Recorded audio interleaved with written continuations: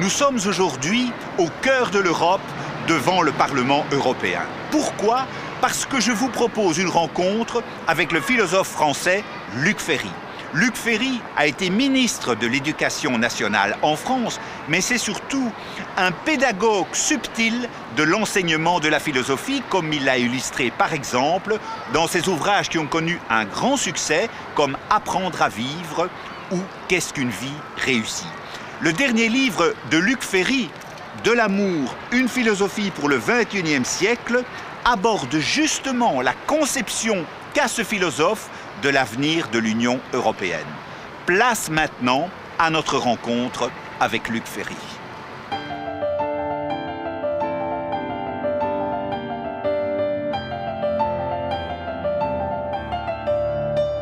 Luc Ferry, vous expliquez que le nouveau principe de sens, selon vous, c'est l'amour après le principe cosmologique, le principe théologique, le principe d'humanité et celui de la déconstruction. En quoi ce principe de l'amour est aujourd'hui central, je dirais, pour mener une vie bonne ? D'abord, c'est moi qui vous remercie, c'est très gentil à vous de m'avoir invité. Alors, l'idée que j'ai, je vais vous la raconter un peu, c'est qu'en effet, parmi toutes les passions démocratiques, pour parler comme Tocqueville parlait des passions démocratiques, ça veut dire les passions qui sont les plus communes, au fond, c'est ça que ça veut dire chez lui. Il y a la peur, il y a la colère, il y a l'indignation, on a toute une pléiade de passions démocratiques, et parmi toutes ces passions démocratiques, ce que je pense, c'est que l'amour a un statut particulier qui est lié à ce que j'ai appelé par ailleurs la révolution de l'amour, c'est-à-dire dans la vieille Europe, le passage du mariage arrangé par les familles et par les villages, comme c'était le cas au Moyen-Âge, au mariage choisi par les jeunes gens par amour et pour l'épanouissement de l'amour. Et au fond, ce passage-là, il s'est fait dans la vieille Europe seulement après la Deuxième Guerre mondiale. Dans mon enfance encore, une jeune femme, une jeune fille ne se marie pas facilement sans l'autorisation du père de famille. Et dans les villages, le mariage est l'occasion de réconcilier, par exemple, des familles qui sont fâchées, de mettre ensemble des parcelles de terrain qu'on cultivera plus facilement. Bref, c'est un enjeu communautaire. C'est vraiment après la Deuxième Guerre mondiale que, dans nos vieilles démocraties, le mariage d'amour devient la règle. Et cette révolution, qui est en apparence seulement historico-sociale, si vous voulez, sociologique, elle va avoir des effets majeurs, et notamment cet effet que l'amour est aujourd'hui ce qui donne du sens à nos vies. C'est pas simplement une passion parmi d'autres, un sentiment parmi d'autres, encore une fois, comme la colère, la jalousie ou l'indignation ou la peur, grande passion démocratique, mais c'est ce qui va donner du sens à nos vies. Et donc, l'une des grandes questions philosophiques aujourd'hui, c'est celle de la sagesse de l'amour. C'est au fond, pour le dire très bêtement et très simplement, comment vivre avec ceux que nous aimons, sachant que dès qu'un être est né, il est assez vieux pour mourir. Et donc, comment vivre, quel principe de sagesse de l'amour? C'est pas une question morale, c'est vraiment une question existentielle. Et c'est cette question qui m'intéresse dans ce livre.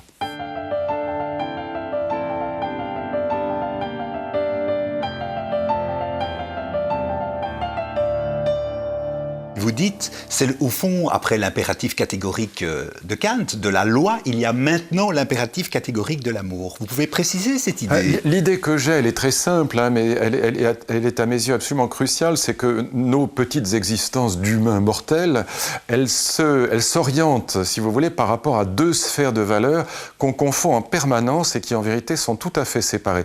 D'un côté, il y a les valeurs morales, et puis de l'autre côté, ce que j'appelle les valeurs existentielles ou spirituelles.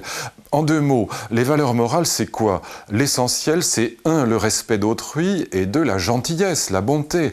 Vous vous conduisez moralement avec vos amis, vos voisins, votre famille, vos collègues de bureau, quand vous êtes respectueux des autres et quand vous êtes, si possible, bienveillant avec eux, que vous vous souciez d'eux. Bon, je ne connais pas de morale, que ce soit celle de Jésus, de Bouddha ou les grandes morales républicaines qui recommandent la violence et la méchanceté.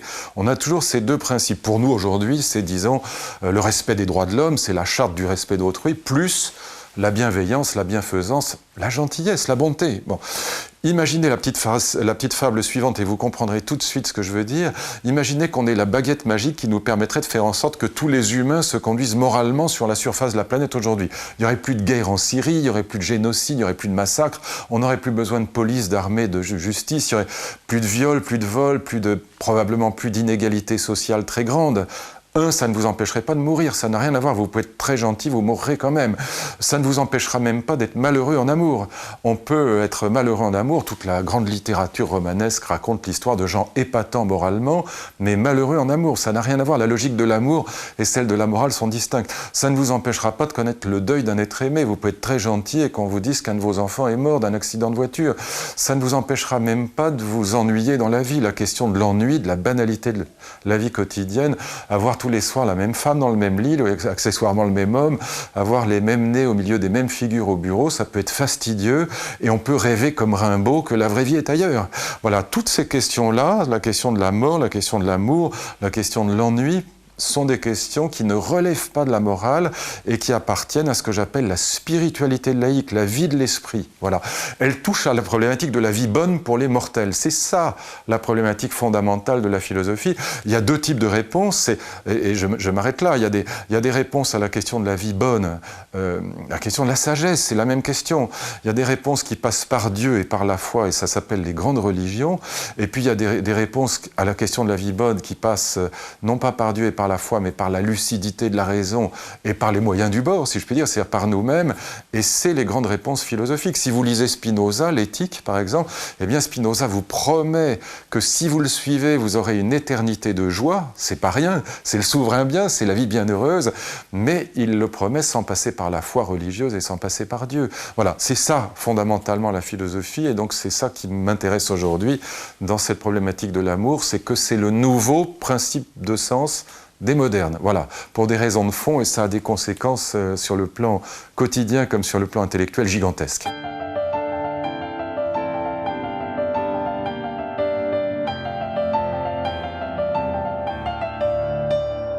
Vous avez été ministre de l'Éducation nationale.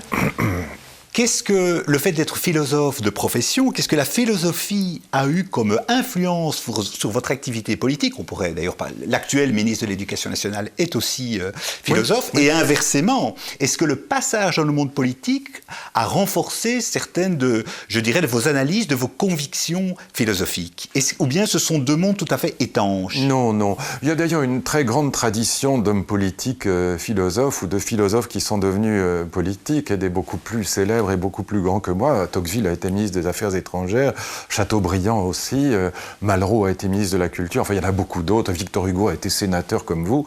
Il y a eu toute une tradition Romain Gary a été consul, enfin d'écrivains ou d'intellectuels et même de philosophes à proprement parler qui ont été ministres, sénateurs, ambassadeurs, enfin qui ont eu un rôle dans la cité, un rôle politique. Non, et mon ami Vincent Peillon est en effet philosophe, et donc qui est ministre de l'Éducation nationale aujourd'hui.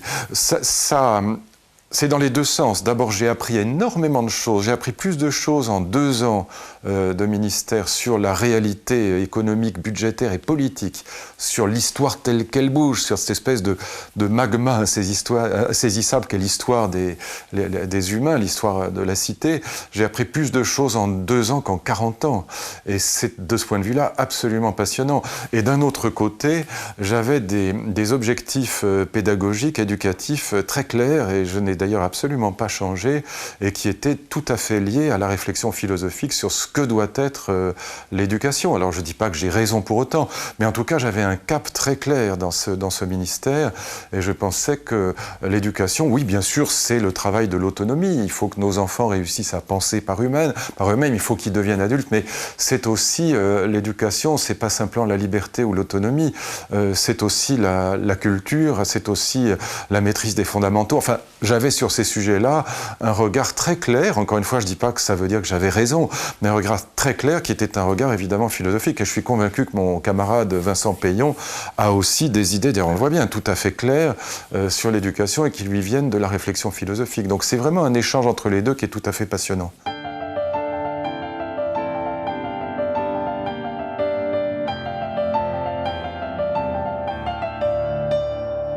Vous pensez aujourd'hui qu'il faut, d'une certaine manière, réhabiliter la culture générale. Je citerai la phrase de Régis Debray, il faut avoir eu des maîtres pour pouvoir se passer de maîtres, dans un monde où tout se vaut, ou un peu à l'image de ce qu'explique Alain Finkielkraut il y a longtemps déjà, mais dans la défaite de la pensée. Est-ce que nous, en plus, ici en Belgique, où il n'y a pas de cours de philosophie, où il y a un débat politique sur l'introduction ou non d'un cours de philosophie, quel est votre sentiment par rapport vous avez des cours de morale laïque, ce qui est malgré tout assez proche, enfin, ce qui tient lieu de, disons. Mais alors, moi, j'ai beaucoup de respect et d'amitié pour Alain Finkielkraut et pour Régis Debray, mais eux s'inscrivent dans une perspective, disons, néo-républicaine. Vous savez, c'est la distinction que fait Régis Debray entre la République et la démocratie, et donc dans une perspective, même s'il s'en déforme, mais c'est quand même malgré tout la vérité, qui est une perspective, disons, nostalgique. Au fond, ils ont la nostalgie des valeurs de la Troisième République. Bon, c'est pas du tout mon cas, mais je pense que le grand problème éducatif aujourd'hui, le problème de fond, je parle pas de tel ou tel aspect particulier, il y en a 1000, bon, parce qu'après on peut parler des différents niveaux, des différents problèmes qui se posent, l'enseignement du latin, du grec, l'enseignement professionnel, c'est pas la même chose. Bon, le problème principal, c'est qu'on a vécu un XXe siècle de déconstruction des traditions comme jamais dans l'histoire de l'humanité. On a cassé la figuration en peinture, on a cassé la tonalité en musique, on a déconstruit les règles traditionnelles du roman avec le nouveau roman, on a cassé même les règles traditionnelles du cinéma avec la nouvelle vague, avec Godard, on a cassé les règles traditionnelles de la danse avec Pina Bausch, par exemple en Allemagne, ou Béjart ici même, on a cassé les règles traditionnelles, je dirais même des grandes morales religieuses ou laïques, ce qu'on appelait la morale bourgeoise. Bon. Et alors, cette déconstruction a eu des effets d'émancipation parfois formidables. Par exemple, l'émancipation des homosexuels et des femmes, qui est vraiment une histoire du XXe siècle, et même de la deuxième moitié du XXe siècle. Pensez que dans l'Organisation mondiale de la santé, en 1990, l'homosexualité était encore définie comme une maladie. Bon. Et là, moi qui suis favorable au mariage gay, je suis très frappé de voir quand même à quel point, sur des questions comme celle-là, la société a évolué. Donc on a...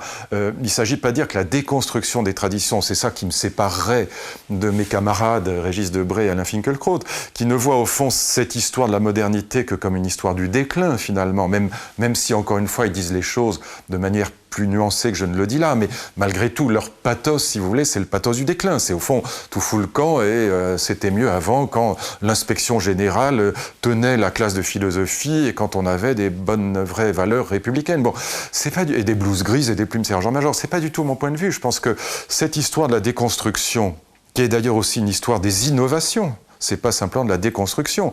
Innovation sur le plan scientifique, technique, mais aussi sur le plan esthétique, par exemple, et sur le plan des mœurs, comme je le disais à l'instant. Je pense qu'on ne peut pas porter un jugement global négatif sur cette histoire-là. Elle a des aspects absolument formidables. Par exemple, le passage du mariage arrangé au mariage d'amour. Quelle femme voudrait aujourd'hui revenir au mariage arrangé ? Et même quel homme ? Personne. Bon, évidemment, la liberté et l'amour, c'est 1000 fois plus dangereux et 1000 fois plus compliqué que la tradition. Et donc je ne suis pas du tout pour un retour à la tradition. Moi je ne suis pas du tout réactionnaire, ni même conservateur. Mais c'est vrai que j'observe que dans le domaine de l'école, il y a évidemment, dans cette déconstruction des traditions, des effets terriblement délétères. Notamment sur 2 secteurs, pour des raisons très profondes, qui sont 1, la maîtrise de la langue, et 2, la maîtrise de la civilité. Pourquoi ? Parce que la langue et la civilité, ce sont des patrimoines, ce sont des héritages. Vous n'avez pas inventé le français, moi non plus, personne n'a inventé le français. Les règles de grammaire, chouï, bougenou, caillou, etc., de notre enfance, c'est totalement traditionnaliste, c'est totalement de l'héritage, c'est totalement du patrimoine. De même que les règles de politesse. Quand vous terminez une lettre et que vous dites « Monsieur, madame, je vous prie d'agréer l'expression de mes sentiments les meilleurs », c'est pas du tout spontané et créatif, c'est purement traditionnel. Donc dans les secteurs traditionnalistes, si je puis dire, patrimoniaux, la déconstruction des traditions a eu des effets navrants. Et là, ils ont raison, évidemment, quand ils critiquent. Ils ont parfaitement raison, mes camarades néo-républicains. Mais en revanche, il y a d'autres domaines dans lesquels cette déconstruction et innovation du XXe siècle a eu des effets absolument magnifiques. La libération des femmes. J'étais l'autre jour en Suisse, je le précise pour des raisons parfaitement honorables, mais j'étais reçu dans l'Appenzell par le maire de la petite ville qui m'invitait gentiment et je lui demandais quelle était la date à laquelle les femmes du canton de l'Appenzell avaient obtenu le droit de vote. Eh ben, c'est le 28 avril 1991. Donc quand je dis ça à ma grande fille, elle me regarde comme si je sortais de Jurassic Park. Et donc il y a eu des effets extraordinairement positifs dans cette émancipation, dans cette histoire de la liberté, au fond, au XXe siècle. Il y a eu des effets délétères et des effets positifs. Et donc le problème, c'est que parfois même dans la philosophie, on fait comme dans les news magazines, comme dans les hebdos, on fait des pour-contre, ça amuse beaucoup les gens. Moi, j'aime pas ça. Voilà, je dirais que la révolution de l'amour, l'invention du mariage d'amour, c'est génial, c'est une merveille, même si c'est très difficile et que ça entraîne beaucoup de divorces. En revanche, la crise de la maîtrise de la langue, c'est pas une merveille. Voilà, mais j'ai pas envie de m'installer dans un fonds de commerce où je gérerais le pessimisme nostalgique ou au contraire l'optimisme béat. Voilà, comme disait Bernanos, si l'optimiste est un imbécile heureux, le pessimiste n'est en général qu'un imbécile malheureux. Voilà, c'est profondément ce que je pense. Donc je me situe vraiment tout à fait au-delà. Mais c'est sincère, c'est pas pour faire l'intéressant, c'est vraiment ce que je pense profondément de ce débat entre pessimistes et optimistes, entre voilà, ceux qui sont des partisans du retour en arrière et ceux qui pensent que la modernité est géniale. Au fond, Michel Serres, d'un côté, trouve que tout est formidable dans la modernité, et la petite poussette, et mon ami Finkielkraut trouve que tout fout le camp. Voilà, même s'il le dit de manière plus intelligente que ça, parce que c'est un homme très intelligent et cultivé. Encore une fois, j'ai beaucoup d'estime et de respect pour lui, c'est pas le problème. Mais je ne me reconnais ni dans Petite Poussette, ni dans La défaite de la pensée.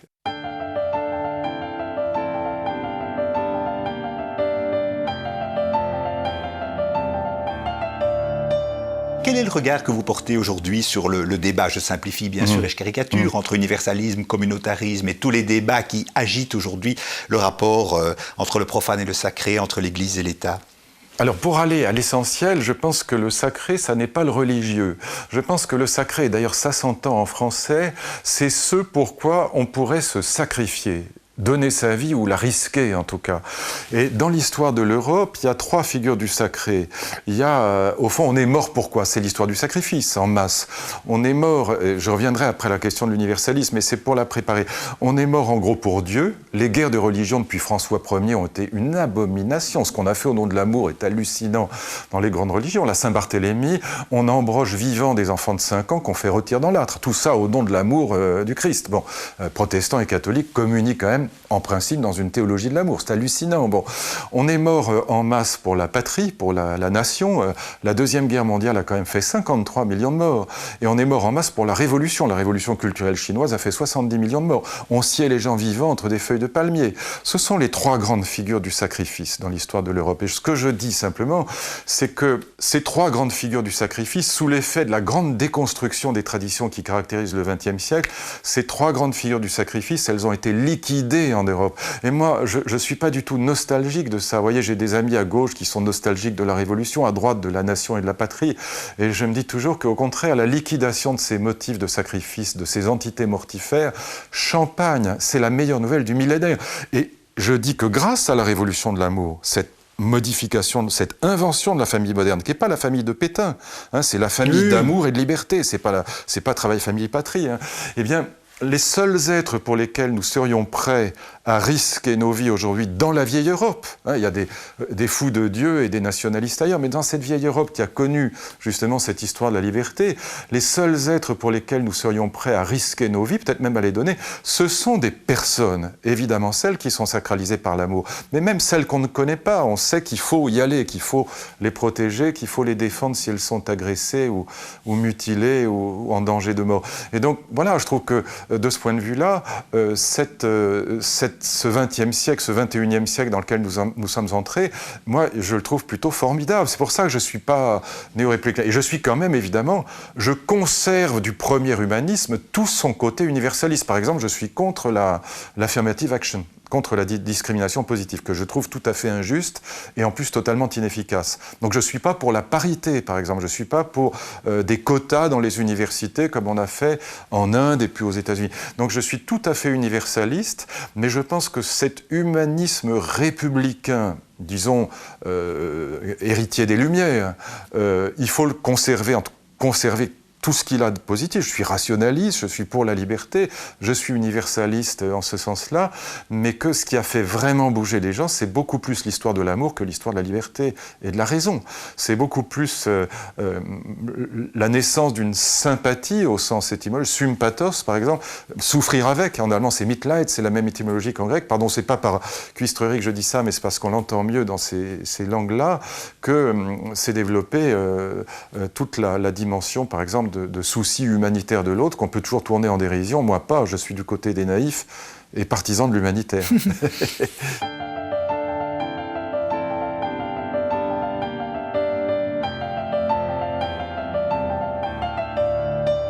Vous citez Christian Saint-Étienne dans votre livre, et il fait une proposition, je trouve, qui est intéressante, c'est-à-dire de limiter l'Europe, de la réduire pour qu'au fond elle devienne une vraie Europe fédérale. Vous pensez que ça, c'est une piste réelle pour sortir de la crise aujourd'hui européenne, de l'identité européenne? Oui, je suis... D'abord, jamais aucune monnaie n'a existé dans le monde s'il n'y a pas un souverain derrière. Derrière le dollar, il y a l'armée américaine. C'est un souverain fort, il y a une puissance politique. Avoir dans la zone euro 17 taux d'intérêt différents, c'est-à-dire 17 motifs de spéculation pour les marchés différents, c'est juste une pure connerie. Voilà, je ne comprends même pas qu'on puisse rester là-dedans. Donc ou bien on sort de l'Europe et on est Front National ou souverainiste de gauche nos vieux pays sont morts, on sera liquidés, balayés, ou bien on fait une Europe fédérale à 10 ou 12, avec une possibilité de rejoindre le peloton par les autres, sous certaines conditions. Et si on fait une Europe vraiment fédérale, c'est au moins avec un ministère des Finances commun. On pouvait se passer, eh bien on sort de la crise en 48 heures, on pouvait se passer, si vous voulez, d'une Europe fédérale quand il n'y avait pas la concurrence de l'Inde et de la Chine et des BRICS. Mais là on est à poil dans la neige, enfin c'est ridicule ce qu'on fait en ce moment. Donc il faut être capable de faire une vraie Europe fédérale, et c'est pas simplement évidemment une question financière, économique et commerciale, bien que ce le soit aussi, mais à mes yeux, et je ne veux choquer personne, mais l'Europe, si vous voulez, sur le plan esthétique, sur le plan de la grandeur des civilisations, il y a X autres civilisations qui sont aussi grandes que l'Europe. Enfin, la civilisation chinoise était déjà grandiose 6000 ans avant l'Europe moderne, quand on courait encore tout nu dans la forêt, nous, Belges ou Français. Donc il y a des civilisations grandioses. Mais l'Europe a une caractéristique particulière sur le plan de la civilisation, ce que Kant avait déjà vu dans un petit texte génial qui date des années 1784, Was ist Aufklärung, qu'est-ce que les Lumières, c'est que c'est la civilisation de l'autonomie. C'est la seule civilisation dans laquelle on va couper du religieux, en tout cas sur le plan politique et sur le plan artistique, ce qui est très important. Et c'est la seule civilisation dans laquelle nous, vous et moi, mais aussi nos femmes ou nos enfants, quand ils passent les 18 ans, sont traités comme des adultes et pas comme des mineurs. C'est ça l'Europe. Et c'est pourquoi j'y tiens. C'est pas simplement, vous voyez, la civilisation de la liberté démocratique des droits de l'homme. Non, c'est aussi la civilisation dans laquelle on traite les humains comme des adultes. C'est la sortie de la minorité, disait Kant. Et ça, je pense qu'il faut absolument y tenir, et que si on ne fait pas cette Europe fédérale, au fond, comme l'infrastructure économique de cette Europe de la civilisation, de l'autonomie, eh bien, on sera balayé. Voilà. Et donc, quand je vois les souverainistes de gauche ou de droite, évidemment, qui tirent de bons arguments de la crise et de la bêtise de nos dirigeants européens, ou de la couardise de nos dirigeants européens, parce qu'en fait, ils ne sont pas bêtes, évidemment, c'est pas ça que je veux dire. Madame Merkel ou François Hollande, ou avant Sarkozy, ce sont des gens qui ne sont pas idiots. Votre Premier ministre, que je connais un peu, est quelqu'un de très intelligent, c'est pas ça que je veux dire. Mais je veux dire qu'ils ont cette bêtise ou ce manque de courage de ne pas être capables, voilà, de sauter. Alors c'est un peu un saut dans le vide, je reconnais, mais dans cette Europe fédérale, au moins par le biais d'un ministère des Finances commun. Si nous n'avons pas, face à l'Inde et à la Chine, une politique économique, financière et sociale par rapport à une monnaie chinoise qui est évidemment sous-dévaluée, par exemple, je ne vais pas rentrer dans les détails, juste on sera balayé. Et en revanche, si on avait une vraie Europe fédérale, le courage d'avoir une vraie Europe fédérale, et la responsabilité partagée, parce que les Français ne veulent pas de solidarité budgétaire avec l'Allemagne, ils ne veulent pas que l'Europe ait un droit de regard sur notre budget. Bon, ils veulent continuer à creuser les déficits. Bon, les Allemands ne veulent pas payer pour Chypre et pour les Grecs. Donc tous ces nationalistes s'arrangent entre eux, alors que si on avait une vraie Europe fédérale, au moins sur le plan financier, social et économique, je prétends qu'on sort de la crise en 48 heures.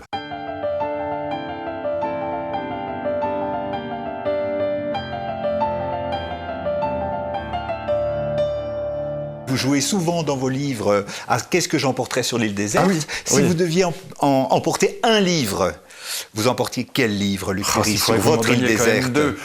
Si je devais emporter un livre, ce serait l'Évangile de Jean, bien que je ne sois pas du tout croyant, mais je pense que la théologie de l'amour que le christianisme nous a léguée est quand même vraiment magnifique. Et puis il n'y a pas que ça, il y a aussi une philosophie de la liberté, il y a aussi dans l'Évangile de Jean, il y a cette idée qu'on doit renvoyer l'homme à son forum intérieur. L'épisode de la femme adultère est un moment de pur génie, enfin vraiment absolument génial.